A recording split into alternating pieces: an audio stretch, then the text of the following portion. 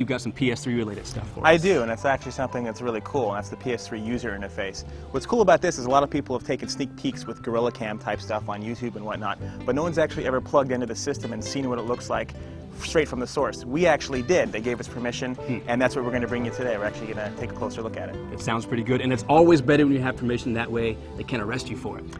Depends on who you are. Yeah, it's always a problem. Let's check it out. So this is what you're going to see when you boot up your PlayStation 3 this November.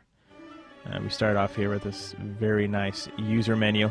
It's very similar to the PSP, as you can tell, and for the purposes of this demo, we had our pal Nikita show us his profile.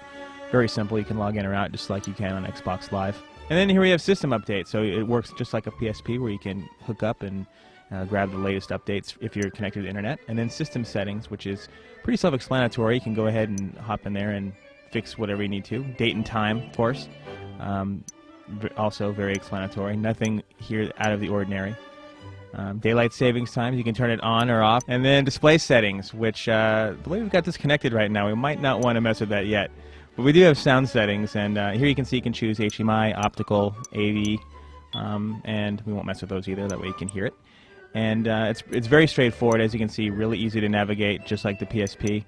And here we can mess with our network settings and internet connection. Very straightforward.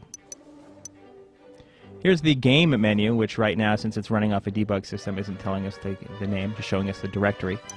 And then here's where you sign up. You can add friends from here. You can go ahead and sign into an account of your choice. Go back to your add a friend and go ahead and go to your message box, see if anyone sent you an email. So it's very straightforward, very user-friendly, and should be familiar for anybody who's ever played with any sort of user interface before. Let me show you the display settings real quick. We're going to try our luck here. Here it is, visual output. So you can see you still have HDMI and component, all sorts of options. You can actually select which connector, but I believe that this right now is just on the debug unit. They haven't really confirmed whether or not that's final. Don't want to mess with this, that could be bad. It shows you here you can choose what type of display you want to show. Standard, you can go all the way from 480 all the way up to 1080p. And it's really straightforward, and I'm surprised at how easy it is just to connect and go ahead and do this. But what's it look like in game? What happens if you pull it up while you're in the middle of something? Well, we've got Untold Legends here to show you what that looks like. We'll go ahead and pause. And it's very similar to the interface you've seen when you haven't started the game yet. You still have your users, your settings. And now you have a new option. You can quit the game with a handy little disk icon, even though this version's not using a disk. And you can go straight to your friends list. And it's very straightforward and very user-friendly. And all you have to do to bring it up is press that little PlayStation button in the middle of the controller. And there it is. Now, if you notice, it looks a little plain, but when we were talking to Sony, they said that there is a plan to let you kind of customize your background, your wallpaper, so it looks a little bit different.